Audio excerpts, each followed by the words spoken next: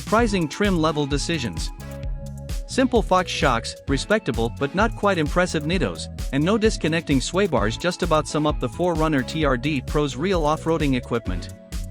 I found myself wishing for a chance to try out Toyota's KDSS system, which fakes sway bar disconnection by means of a piston in place of one chassis bracket and, somewhat incongruously, comes standard on the cheaper TRD off-road trim package.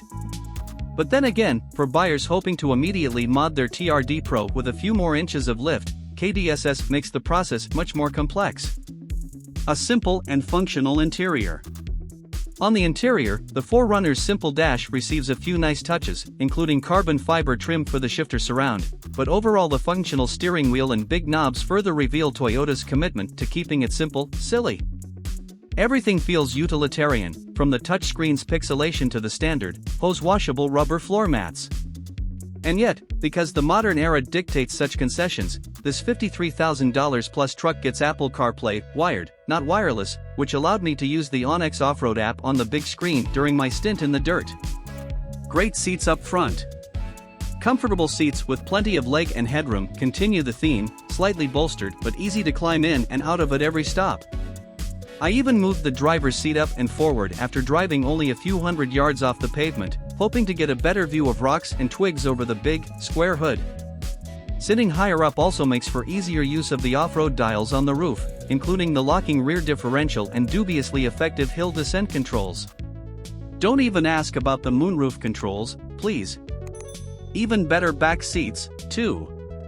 Plenty of 4Runner buyers probably plan to haul family and friends along on their adventures, a crowd that Toyota decided to swaddle in relative luxury by allowing the rear bench seats to recline, I believe, more than any other back seats this side of a Maybach.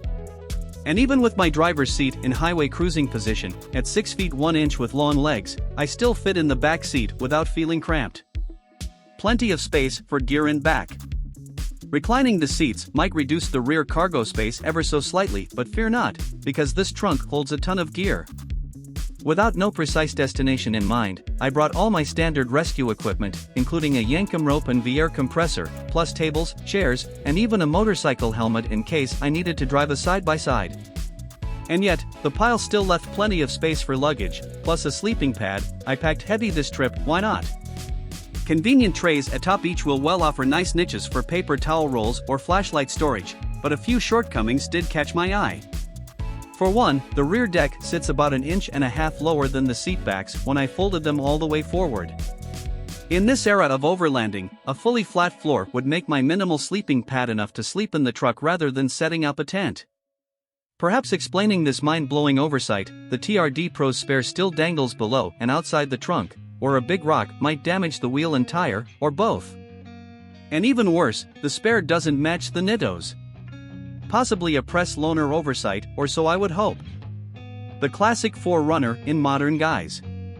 Perhaps the biggest surprise for me, after only a couple of days off-roading the 4Runner Pro, arrived when I found myself actually looking at the front end and liking what I saw.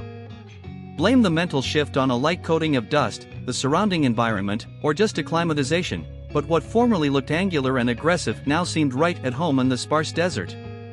Plus, Toyota kept the roll-down rear window. Which, to be fair, probably explains the lack of a swing-out rear hatch and spare tire carrier. Whether the TRD Pro roof rack best fits the aesthetic still craws at my brain, though, and also seems a bit surprising given the ubiquitous Instagram trend of installing roof tents on anything and everything that occasionally escapes the Whole Foods parking lot. Getting the job done for a little while longer. And the 4Runner TRD Pro definitely deserves better than mall crawling. Simple, functional, and rugged engineering, with solid articulation from both the rear axle and independent front suspension, make all but the toughest trails a fun challenge, rather than inciting fear or doubt. What's next for 4Runner remains a scary question, though. Namely, how can Toyota carry the heritage of an undeniably iconic body-on-frame SUV into an era when hybridization seems all but necessary, while keeping up with the competition almost dictates the installation of new features like adaptive shocks, Baja mode exhaust valving, or fully disconnecting sway bars front and rear? Presumably, Toyota can increase complexity without a concomitant dip in reliability and rugged capability, or at least, so we hope. But something wonderful remains about a simple truck that simply just gets the job done. For now, and probably forever, nothing else on the market can quite match the 4Runner's combination of old and new, which perhaps explains why even the off-road versions built to take a beating still never lose much value on the used market. Every 4Runner fan on the entire planet knows the current 5th generation desperately needs an update. From the underpowered engine to that sluggish 5-speed automatic, this body-on-frame SUV definitely belongs in a previous performance era. Toyota's long-tenured truck debuted way back in 2009, and during the pandemic, demand for 4Runners skyrocketed so much that the maxed-out TRD Pro trim now commands serious dealer markups, if you can even find one at all. At the very least, 4Runner values never drop too much, despite the fact that, in many ways, the current 4Runner receives only minor updates to keep up with the modern competition, including a tiny touchscreen and Apple CarPlay. But that old-school capability definitely contributes to the overall rugged appeal that makes the 4Runner so great.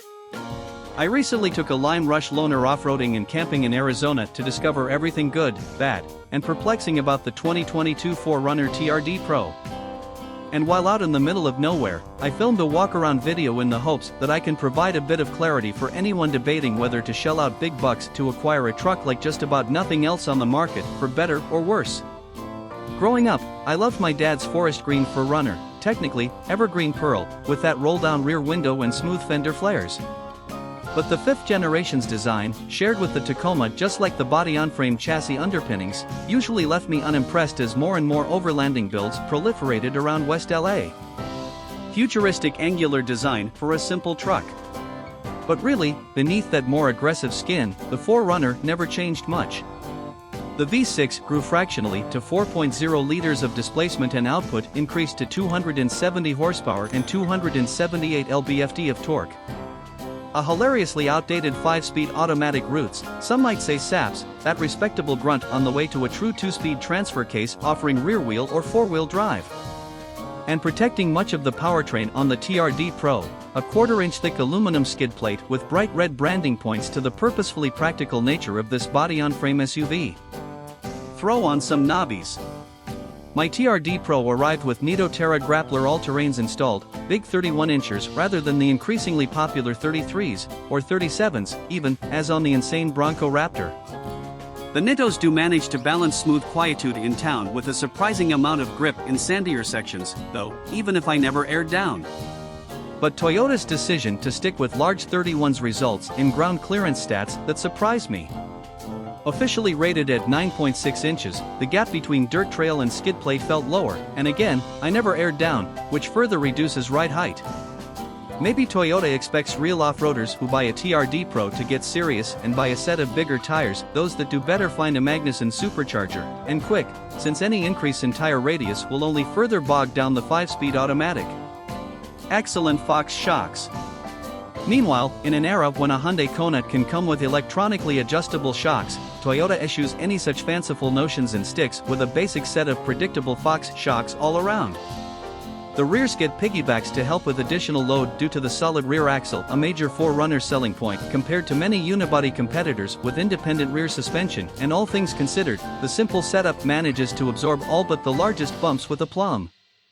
I reminisced about the Chevrolet Silverado ZR2's ungodly multimatics, to which the 4Runner almost comes close, but the Bronco Raptor's dampers sit on an entirely different step up the performance ladder.